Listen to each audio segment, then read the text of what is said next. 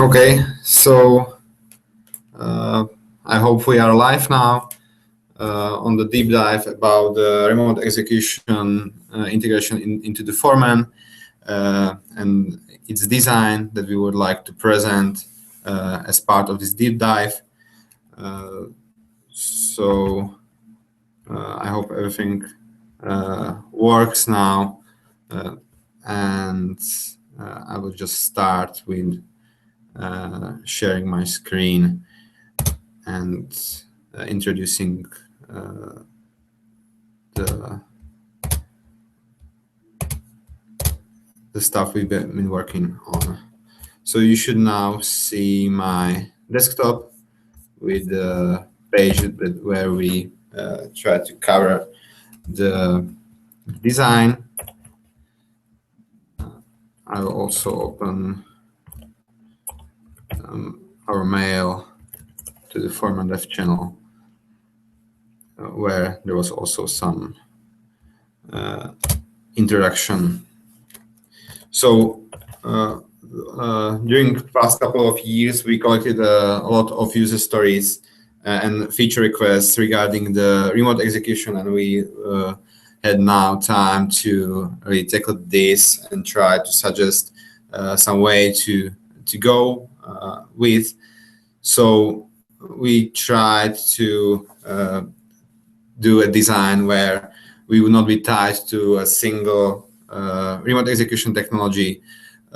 In previous or in history, we tried to get better M-collective integration, but during the time it showed that not everyone really needed M-collective, and there were also other tools. And when we are looking at all the features that we would like to provide, most of them were really not needed to tie to one execution technology. We also want to support different network topologies, so not just the case where the foreman sees directly to the host that it's meant to manage. So we want to support different cases, like when the host can't see the foreman server or the proxy can't see directly the host, and so on. So the design also tries to cover this. We try to reuse as much of the features that already Foreman has.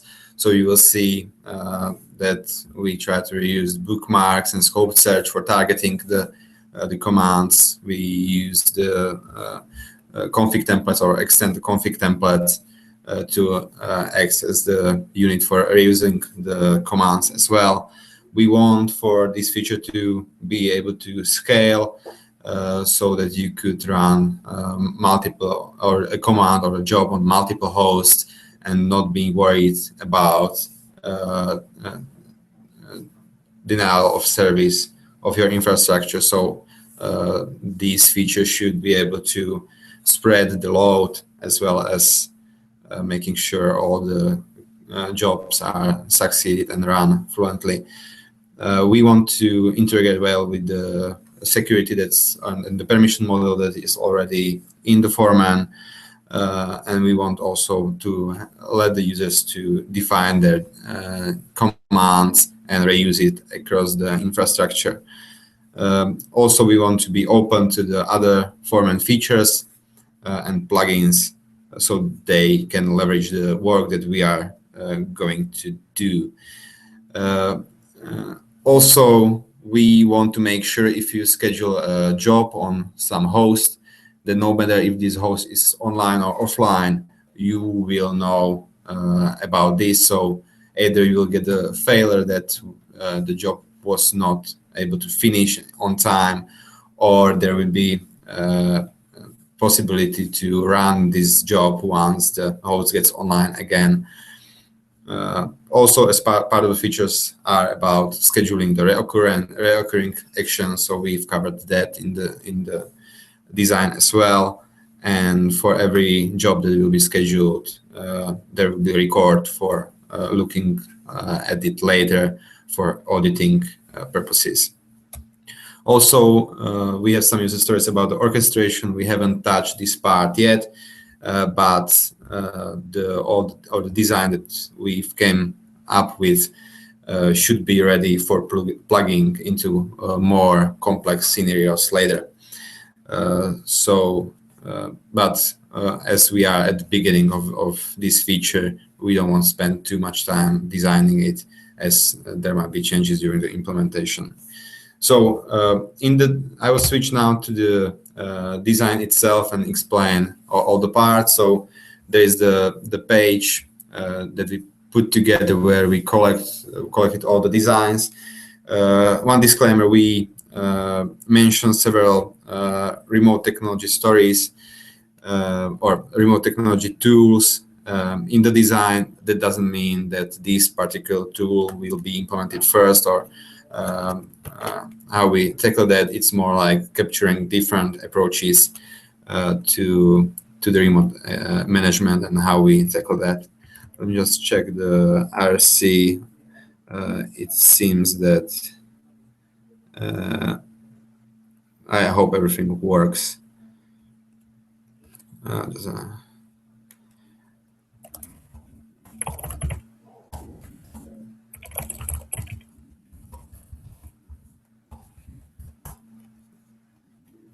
Just checking that we set up properly, as this is the first time I'm doing the deep dive on my own.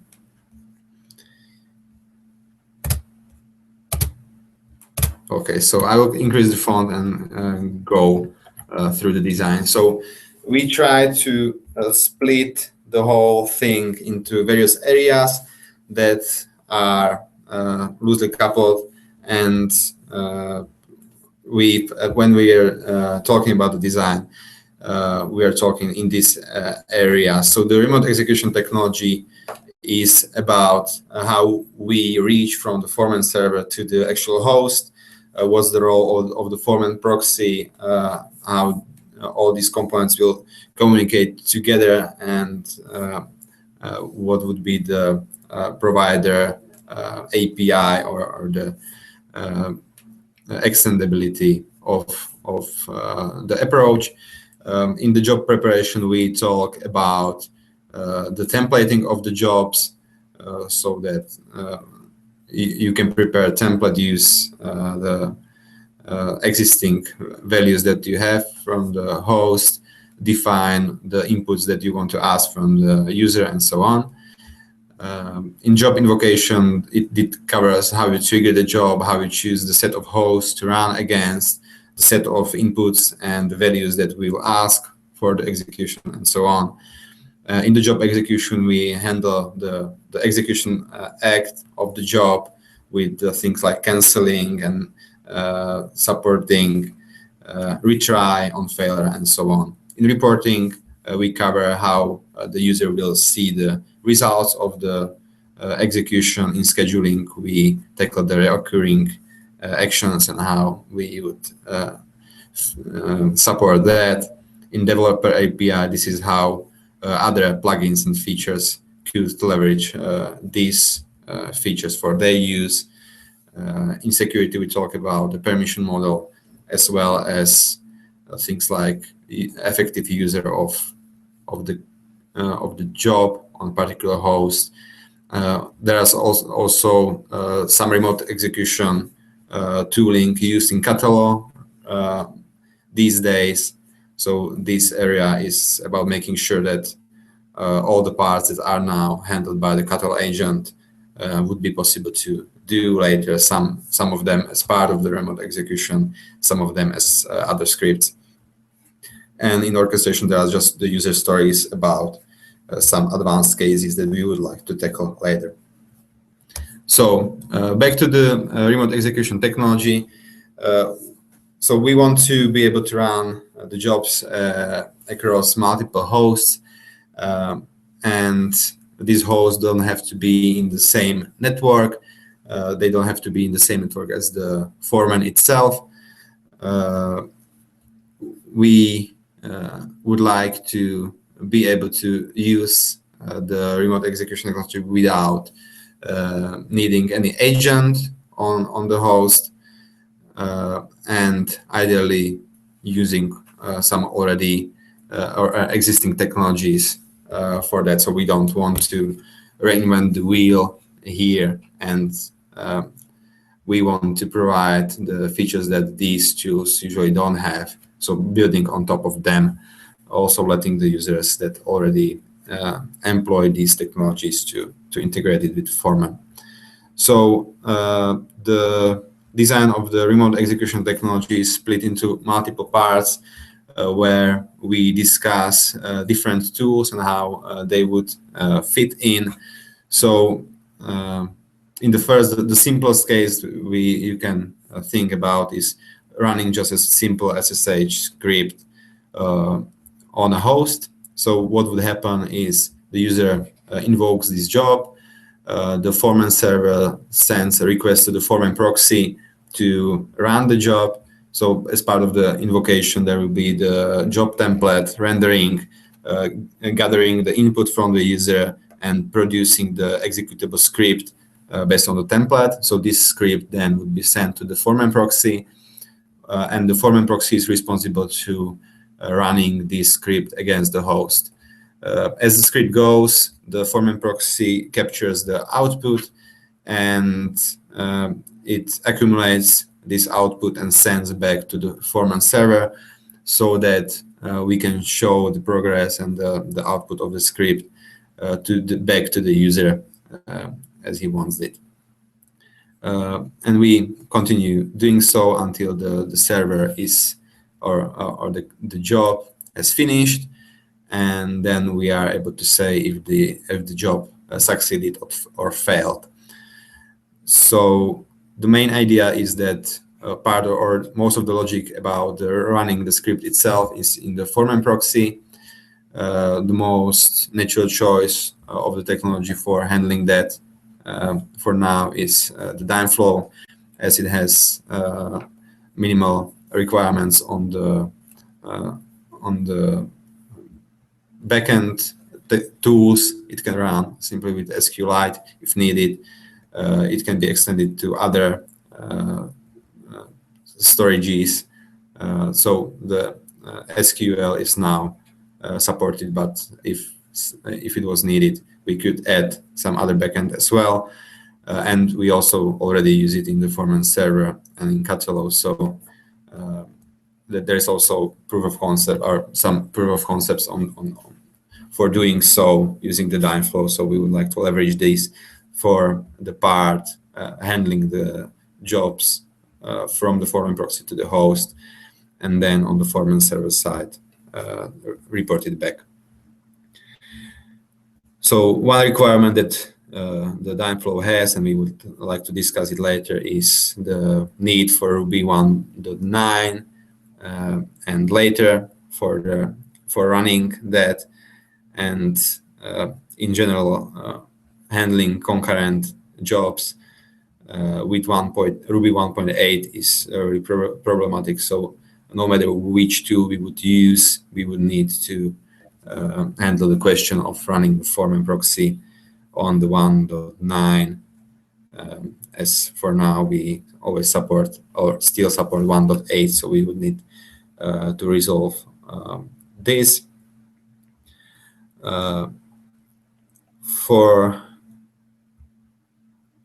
There is a special case when we try to support case when the host that you are trying to run the job against is offline. This is a case when you manage, let's say, laptops in your infrastructure using the Foreman, and you would like to schedule, let's say, YAM update on all the hosts because there was some update, but some of the hosts are not online because the users travel and so on.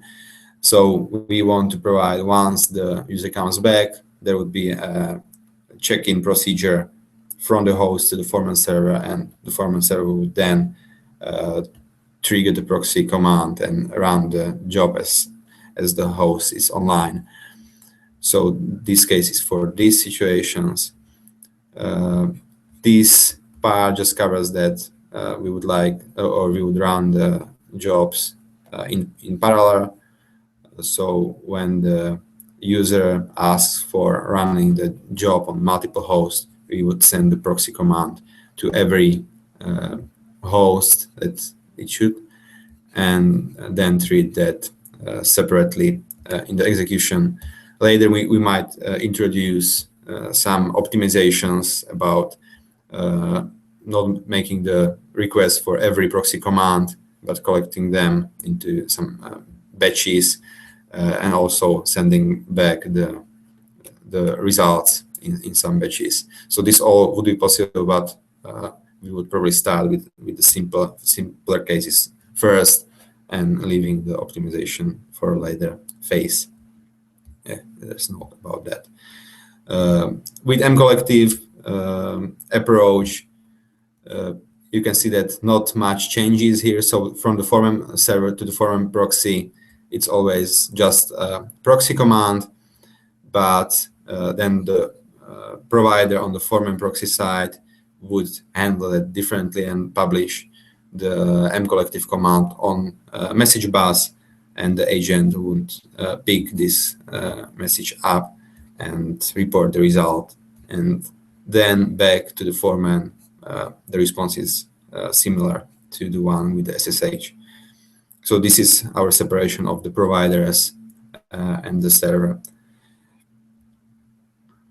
So most of the logic is on the Foreman proxy, but still there might be some updates on the Foreman server side that are provider specific. So there would still be some per provider logic on the Foreman server probably.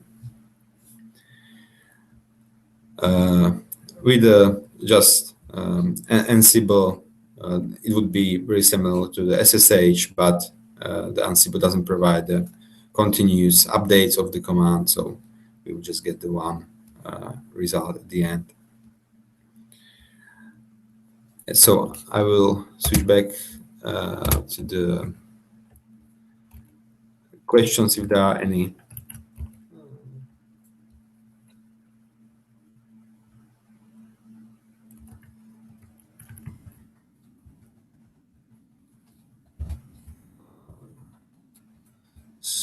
Q&A. So I don't see any questions so far. So if you find anything, just go for it and ask, and I will try to answer them, or Mark will help us with answering. So that's the approach for tackling the actual execution technology, using basically leveraging the Foreman proxy for the hard work. The job preparation is about creating templates that represent the job. So the template for the SSH would be just, let's say, yum install, and inside, instead of the VIM package, there would be the input included that the user specifies. So we want to leverage here the config templates that are already in the Foreman, and extend them with ability to define the inputs.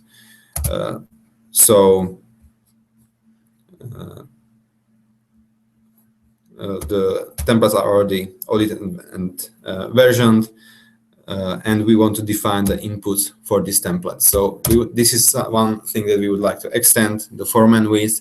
So the obvious need is defining the user input, so the thing that the user can enter, but we would like to extend it also to define the inputs that would get or gather some data from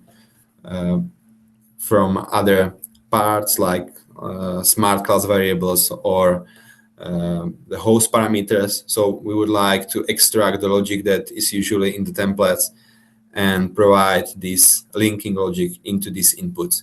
The added value from this would be having more control over what requirements the template has, being able to validate the templates even without assigning it actually to a host, as well as seeing the previews of the values that will be used for this template. So this is something that we feel the config templates miss right now, and the defined inputs for the template might help with that. So we would like to introduce that as part of the remote execution story. Yeah, this is basically the story about it. I will not go over all of the stories. So as part of the template, we would like to also provide values as how many tries this job should do before it fails. So in case something goes wrong, how long it should wait between the tries, and so on. So this would be the default values to be used in the execution phase.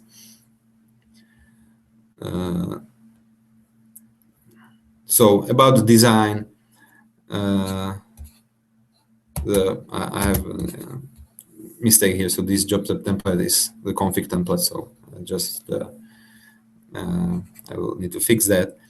But we use the config template, so the name is the name of the template that we have right now, and is unique across the Foreman instance. We add also a job name, which is important for tackling the multiple providers scenario, because we count on the fact that the user might leverage multiple remote execution tools inside their infrastructure, and we want to support this case. So let's say you have the SSH as well as the mCollective inside. So one would need to have the templates defined for both SSH and the mCollective. And in SSH, it would be just simple script. In the mCollective case, this template would basically generate JSON that would be provided to the as the mCollective command to the agent. So that's why we have the job name, because if you have multiple providers, we want to have a job, let's say package install, and then there would be different templates for different providers. So there would be package install SSH and package install mCollective. And the job name gives us the ability to group the templates based on some unified behavioral. So there are the default values, and the config template then has the input defined, where every input has a name, a flag if it's required or not. The input type means if we need to ask for the user to enter that, or we want to load the input from a fact or smart variable, or maybe something else. In case of the fact, it would have the fact name, and so on. Also the description for showing when invoking the job, showing the help message for what this input requires on. So that's basically the design around defining the job template. So the important things are, we want to leverage the config templates for that. We want to be able to define inputs for the templates, and we want to be able to group these templates based on some logic using the job name. So that's basically it. I will again check for questions if there are any. Okay. So we have multiple questions here. First, there is a question about if each command would take a thread or number of hosts. So for the SSH, we already have a proof of concept that we can handle this with in Dynflow with a thread pool. Even with let's say 1 or 2 threads, we are able to run hundreds of the commands because we don't block at the SSH connection.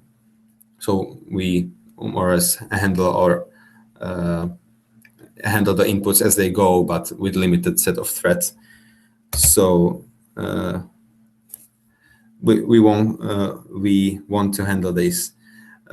Also, that means that we don't block on the long running commands. So this should be supported. There's a question about which remote execution tool should be used by default in catalog, and there is no answer for that. I will talk later about how we plan to for the other features to be able to map their features to the templates and the providers, so that the catalog even could use multiple providers for their job. So Dmitry has a concern about timing out the connection between smart proxy and the Foreman. So yeah, one thing that I should mention is I will just select it.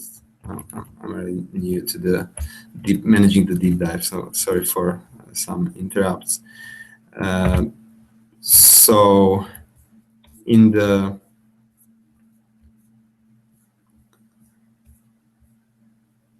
let's say in this request, this is not the request that blocks for the Foreman proxy.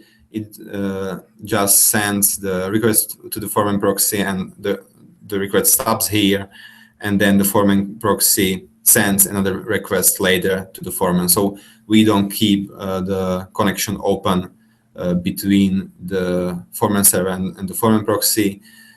We use mapping between the tasks. So in the Foreman proxy, there will be the task ID as well as on the Foreman server, and this would be used for mapping between the jobs. So no long-running open connection between the Foreman server and the Foreman proxy would be there. So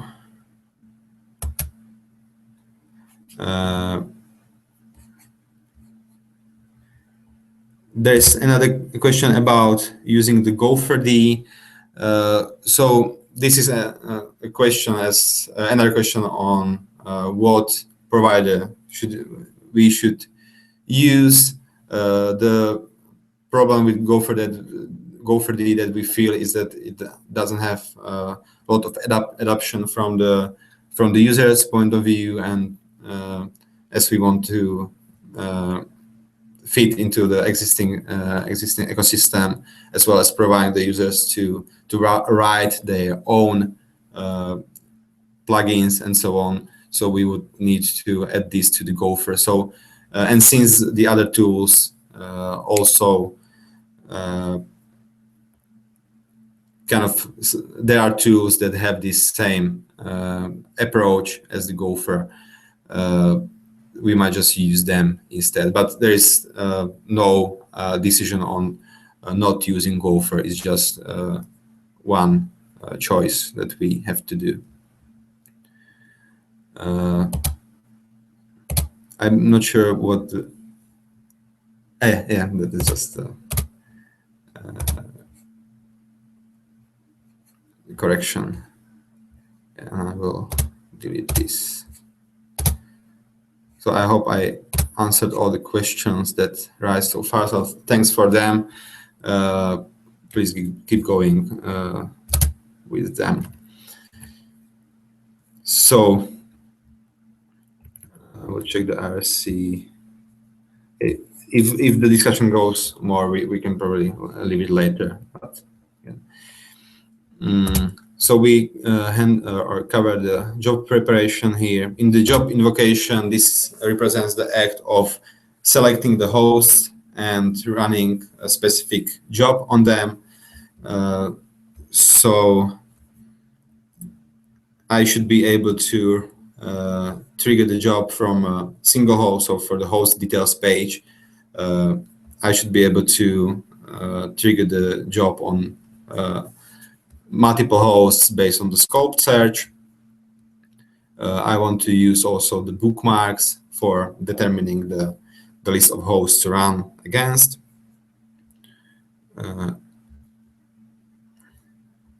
yeah, one thing that covers or goes with setting the execution into the future. So when you select or choose for running some job against a host or set of hosts based on the scoped search, and this job should run, let's say, at midnight, there are two possible ways to go. One is evaluating the scoped search now and seeing all the hosts that will be triggered with this job. So this we call it a static execution or a static target. And the dynamic one is when you set the scoped search and you want to evaluate it by the time the job starts, so at midnight. And we call this dynamic targeting. So we want to provide the ability to choose if the targeting should be evaluated now or at the execution time.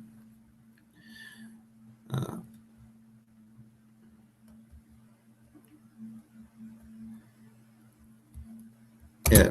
When invoking the job in the future, we would like to also show a notification that some hosts that you plan to run the job against are not reachable. When invoking a job, one should be able to override the values that come from the templates. And I should see the description of the inputs for help. Also, there is one story around using the results of the previous execution to invoke a new job. So when you invoke a job and some hosts fail on this, one should be able to invoke a new job just for this host that failed. So let me just pick some scenarios that might be interesting as or not covered what was already covered. So this is about inputting. Yeah, one thing that's good to mention is that since we want to support multi-provider scenario, there might be a case where you invoke a job against hosts with different providers. So part of the hosts might have the SSH as the preferred way for the remote execution. Some of them might have mcollective. So we want to provide a way how you trigger the job as package install only once and track it as one unit. And on the back end, there will be always a decision on what tool to use for a particular host. So for this to be able to do, when you invoke a job and you need to select a template, you first choose the job name. So if you remember from the job templates, there is the job name field.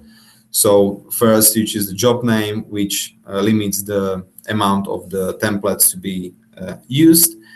And then you can also choose the specific templates for this particular job on per provider basis. So this is a case when you could even have multiple templates for the same provider and the same job. Like you have the job package install for SSH or package install, and for SSH you have two templates. I don't think there will be many cases needing this, but we came to this scenario mainly when talking about the taxonomies, as there might be one default template for package install over SSH, but in one organization you could have different template that has some specifics in there. And this is the case where you have a job and you still need to select a template for a provider. So, and since every template has their own input, you would need to fill the inputs in. We have some open questions around filling the inputs on per template versus per job basis, which we still kind of try to decide on. So I will talk about that later. So once I fill in the templates, I also should be provided the values for inputs that were calculated on facts. There might be the previews, although maybe there is some issue, or there might be issue when you run the whole job on a set of hosts that we might not provide this value for all the hosts that are in. Maybe it's just you would be able to select which host you want to use for the preview. So there might be some issues with this scenario, but we want basically to provide some tooling around seeing what really will be used for the inputs.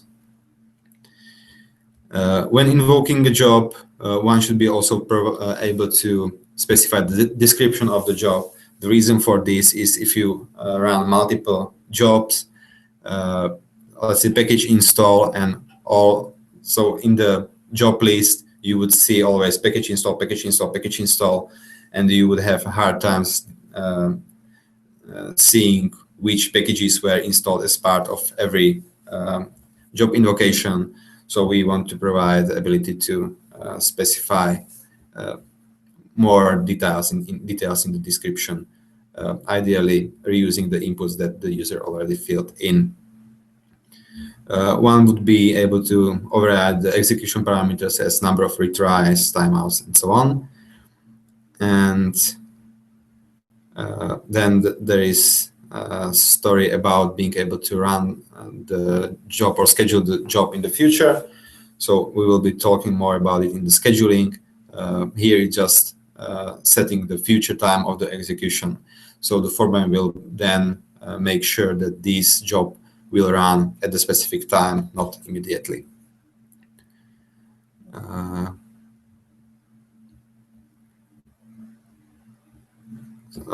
of course, we want to be able to do the same with Hammer as well.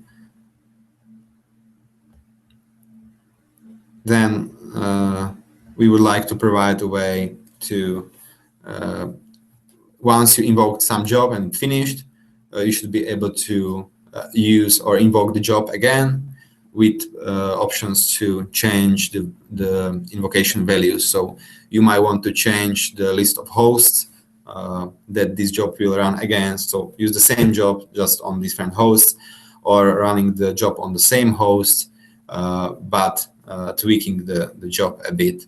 So all of these possibilities should be possible with the reinvoking. And this is the story when the previous jobs failed. One scenario here is about when you use the bookmark for invoking some job, and later you edit this bookmark. We would like to notify the user that there is some job pending using the old value of this bookmark, so that one is aware of it. As part of the invocation, the user also should be able to specify if he or she wants to get the email notifications. The defaults on if the email will arrive or not should be determined from the user details page or the user properties, as we do now for other email notification things. So the design itself in the class diagram tries to cover all of that stories. So one part is the targeting, which determines the set of hosts. So you can see that there is the scoped search query and the flag if it's static or dynamic. And based on that, we then calculate the set of hosts to be for the execution. Also, one thing, we would like to use the targeting not only in the remote execution, but there are similar requirements for specifying the permissions on a set of hosts or other objects. So we would like to make it generic enough to be usable in other areas as well. You can see that the job invocation can have multiple templates, and we store the inputs per template. No matter what will be the way how we enter it in the UI, we will store it separately in the data. And once the execution starts or it's planned, there will be also a task representing the execution itself. I will talk more about the one-to-N connection in a few minutes. So let me see if there are questions for this area.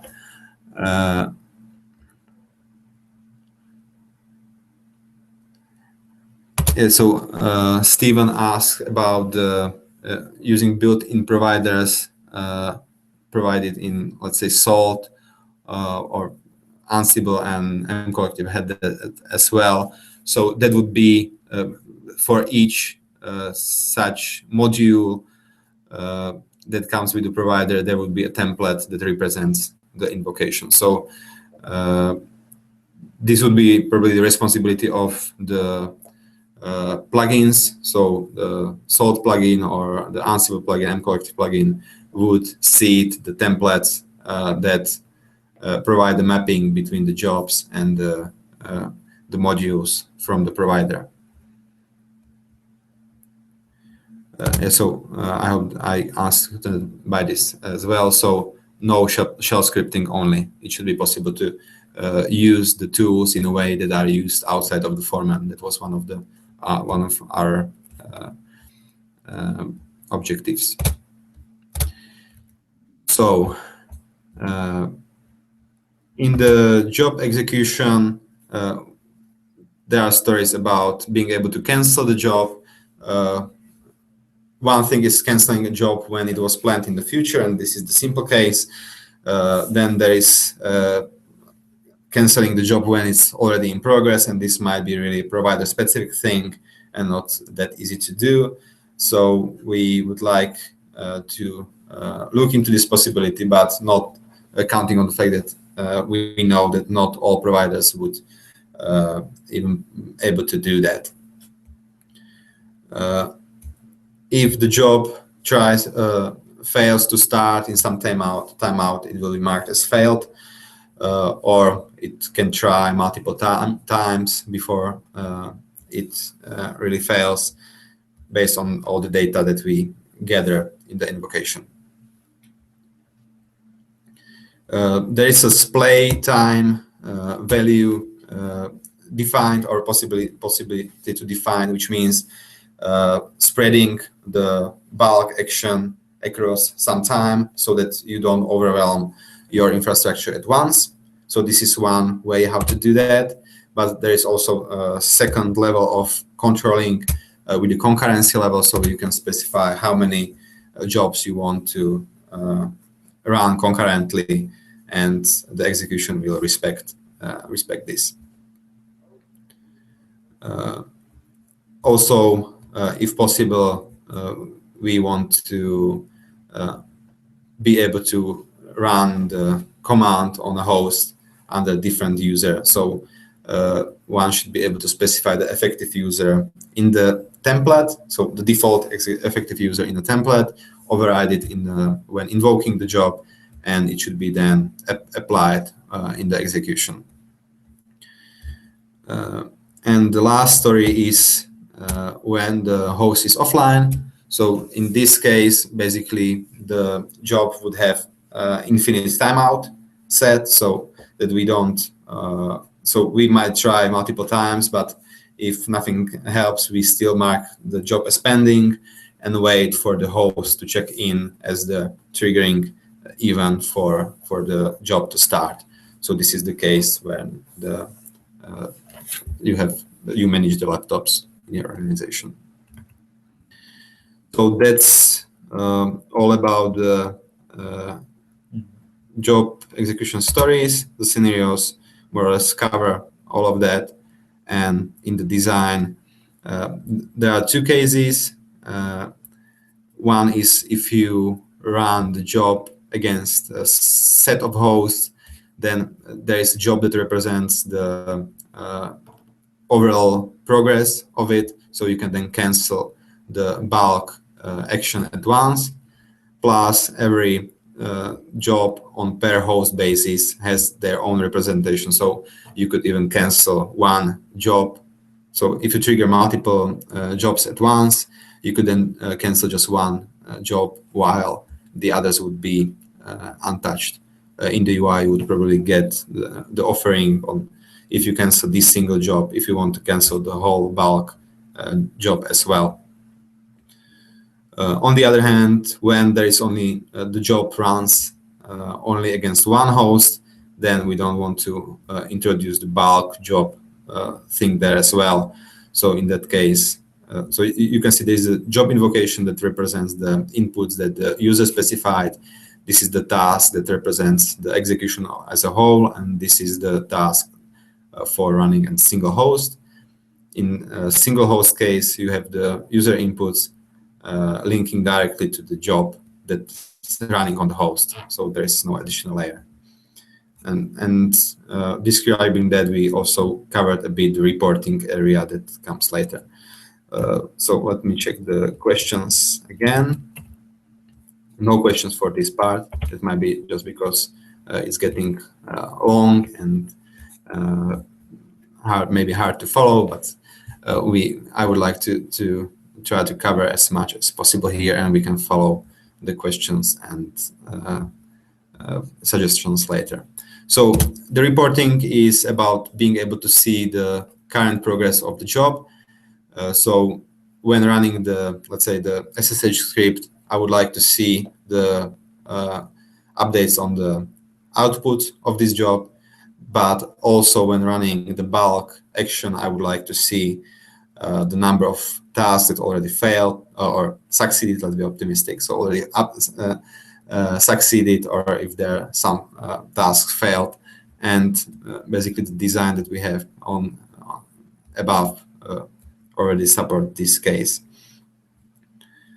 We would like to then show the history of the jobs. So both of the tasks that will, or jobs that will run on a single host, as well as the history of the jobs, job invocations. So what were all the inputs and jobs that I triggered in history. Yeah, and as part of the reporting, there is also the email notification that we touched already. And so the scenarios try to describe how it would work. So if you are interested more about the concepts on or how the workflow would look like, please go over that and give us feedback. So this is really similar design to the previous one. We just pinpointed the imported attributes that we want to show. So the command is the string that was used for the execution. The output is the output of the job, and also the exit code specifying the success or failure of it. So that's all about reporting. There is the whole another level of integrating the job results into the existing reporting page, but we decided not to cover it in this design, as there might be other inputs that we are not ever yet. So we would like to first go over this iteration and then look into if it makes sense to plug this in also into the reporting that we already have in the Foreman. So let's check the questions. Yeah, so I hope this is the question that I just mentioned. So there is not immediate plan to integrate in the Foreman report, but it depends on the usability, and we would like to, if it makes sense and we find a way how exactly it would work, we would like to extend that later, but not immediate plans for doing so unless the feedback says that we should do it from the day one. So the scheduling is about setting the job in the future, which we already tackled, and being able for the job to reoccur. So what it means that the job invocation could have a schedule defined which says how frequently should this job run, and ability to limit that so that it doesn't run it in infinity if you don't want to. So how it would work, when invoking a job, you should be able to set the reoccurrence on this job. Once you invoke the job, the first task instance will be created, representing the first execution of the job in the future. And once this task finishes, the scheduling will set another task in the future based on the logic defined in the schedule. So there would be always a task that represents the nearest occurrence of the event, and once it finishes, we would set the next task. So one part is setting the task in the future, and the second part is creating the new task based on the schedule. So one thing is that when you then cancel this task in the future, you should be offered to cancel also the reoccurrence of the job. One should also see the reoccurring logic when showing all the job invocations, possibly with editing this. So no questions so far, so I will just continue. We are running out of time, but we started a bit late, so I hope you don't mind that we continue a few minutes just to cover all of the areas. So the developer API is the thing that allows, let's say, Catalog or the Foreman use these features for its own purposes. So there are two scenarios that we describe detailedly. One is if we want to use this for a Puppet run, it means that in the Foreman itself, we would define the Puppet run as a predefined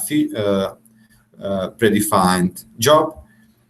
And in this definition, it would be an API for defining the predefined jobs. And we would define the job name or the default job name to use for searching the template. What it means is when you have these predefined jobs in your code, then as part of the seeding, we would be able to link this predefined job with specific templates that you have in your infrastructure. It would mean that you could even extend or add another provider supporting the Puppet run without needing to update the Foreman code directly. So what you would do is looking on what job name the predefined job expects, and in your provider, or when you create the template for your provider, you would fill the same name as job name for the seeded template.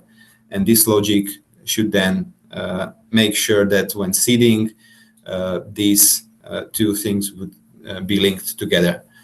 It would mean at the end that when the user hits the Puppet run on a host, it would use this template for redoing the job. It also then allows for the user to give the power to specify their own templates or their own commands for performing this job. So this would not be the template to use, or this template would not be hard-coded in a code, but there would be the mapping between the predefined jobs and the templates. We also counted on the taxonomies here, so it would be possible to override the predefined job mappings on per organization basis, so that in one organization, one can use something else for Puppet run than somebody else. For, let's say, package install, the situation is a bit more complicated, where in Catalog, when you have a host and there is a set of packages or errata that are applicable to this host, you can select this errata and run package install, and the catalog is able to run these jobs on all the hosts or on this particular host or multiple hosts. So to support this case, the catalog developer needs to specify that the predefined job package install provides the list of packages as an input, and we need to have a mapping between this job that the catalog defines and the templates that are defined maybe by providers or maybe by the catalog itself or by the user. And by default, when seeding, we should be able to link the predefined job and the inputs that the job provides with the inputs and the templates that, or with the templates and the inputs that these templates have. So what it means is at the end, I would be able to select the errata, run package install, and based on this mapping, the inputs on the templates would be filled properly so that the yum install package install on the set of packages would be triggered on the hosts. This case, or in this way, you could do other things like using the remote execution for setting Groovy for reprovisioning, or updating the SCAP content on the host when the new content is available in your system. So this design should support this case. Again, the questions, no questions so far. Security, there are two things in this area. One is the permissions. So we want to be able to set the permissions at the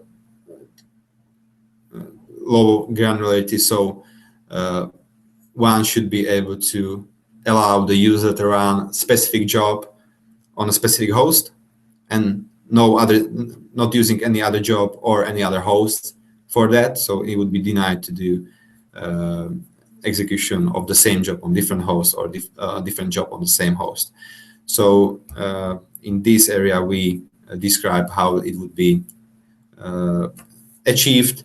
The good news is that no big, or maybe not at all, changes are needed for the existing permission system to allow such a low granularity. And so there's more or less just a description of what new permissions would be available. One permissions are about the job invocation. So if I'm even able to invoke a job in general, if I'm able to cancel a job and so on. And the permissions about the job task are then those to limit if the job on specific host should be allowed or not. So one can limit it based on the host or based on the job name or script name here, or even on the effective user. What it means is that if I allow or if I require the job to run under user Joe and the user would try to run it under the root, then the permission system should be able to prevent this situation if you want. We mentioned briefly all the features that the catalog agent provides right now and how we should tackle that if we introduce the new remote execution tooling that is Foreman or generic, not just for the catalog. So most of the things that are not tied to remote execution directly would be extracted from the catalog agent and possibly running these scripts through the remote execution, but the logic itself would be extracted. We also need to discuss more with the Pulp team the way how the capsules or the Pulp nodes are synchronized, because these days the catalog agent is used for triggering the synchronization, and we would like to basically separate the invoking of the synchronization itself from the remote execution, if possible. And at the end, we have a set of orchestration stories that are not part of this design, but we tried to have them in mind when doing this original design, so that later we we can build on top of that. And at the very bottom of this page, there is the whole picture. So you could see the class diagrams in these sub areas. Here, there is the whole picture of how all these things should fit together. So that's all we came up with during the past weeks when we tried to find the answers for all the questions that will arise when trying to cover the user stories that we already had. So we would like for you to, if you would be able to read over the design and trying to understand our intention and writing feedback, suggestions, or some concerns, please do. Also, another thing that we would like to ask you for is suggestions on what providers we should implement, we should prioritize, what makes more sense for you. And that's probably all I would like to ask you for right now.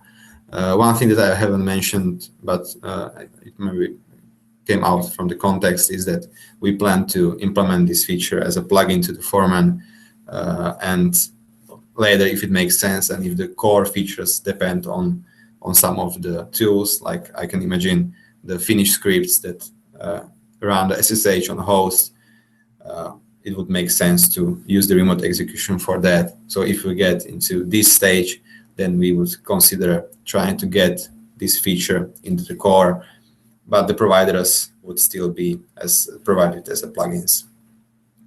So that's really it for the deep dive.